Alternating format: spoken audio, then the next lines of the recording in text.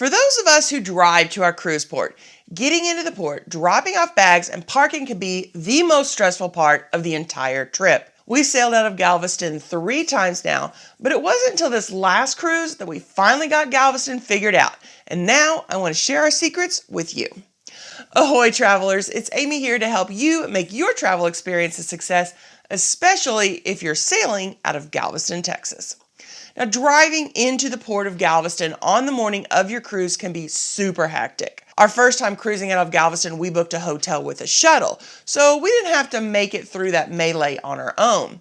That was nice, but I wasn't a fan of having to wait for the shuttle after the cruise, go back to the hotel to get our vehicle so we could drive home. It's a long trip home. It's 11-12 hour drive. I just want to get on the road and go.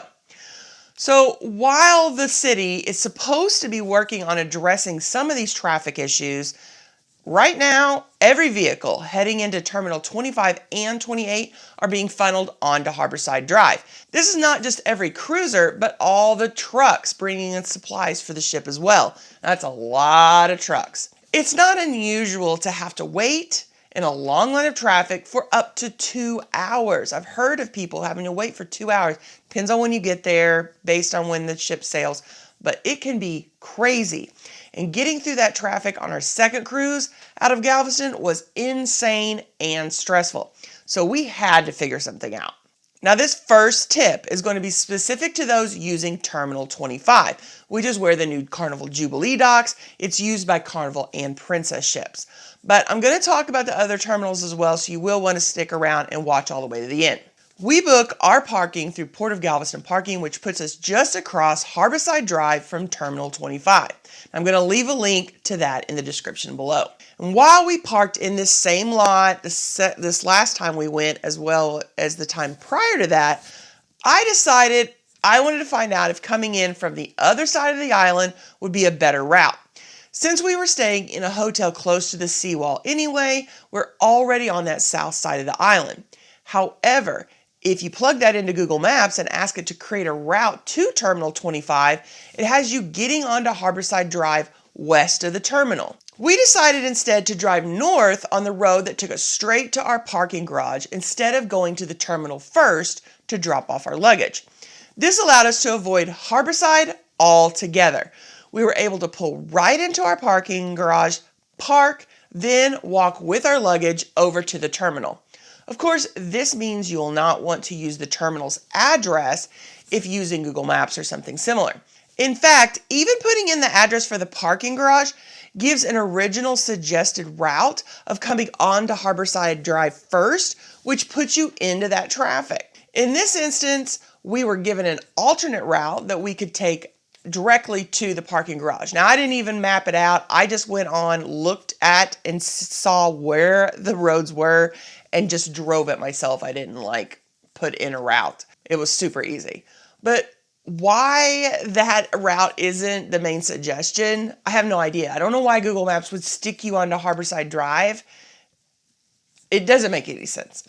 Now, if you're wanting to do this, you're going to want to make sure that you book a spot there early.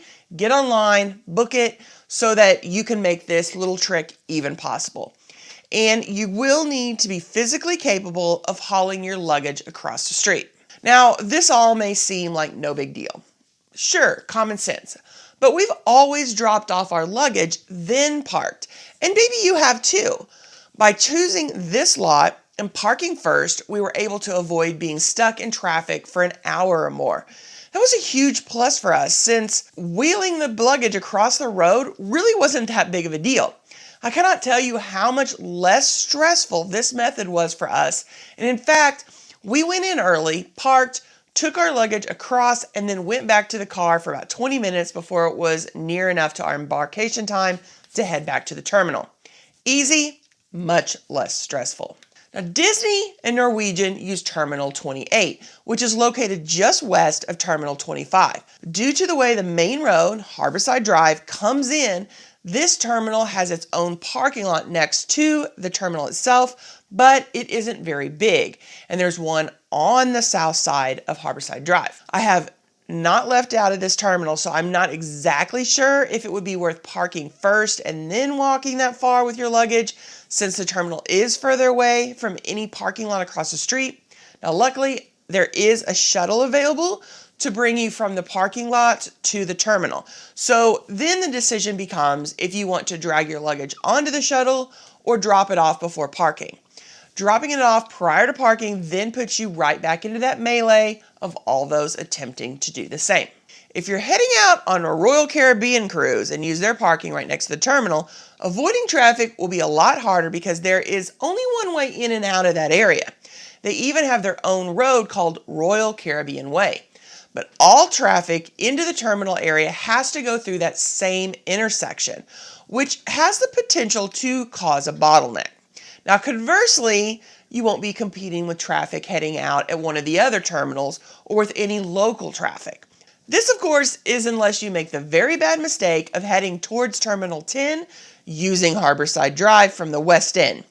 I've only sailed on Carnival when leaving out of Galveston, so it's not something I have experienced personally. If you've driven into Royal's new $125 million terminal at Galveston, let me know what your experience was in the comments below. If you're driving into Terminal 25 for a cruise on Carnival or Princess, I hope this video has helped you out. If it does, please let me know.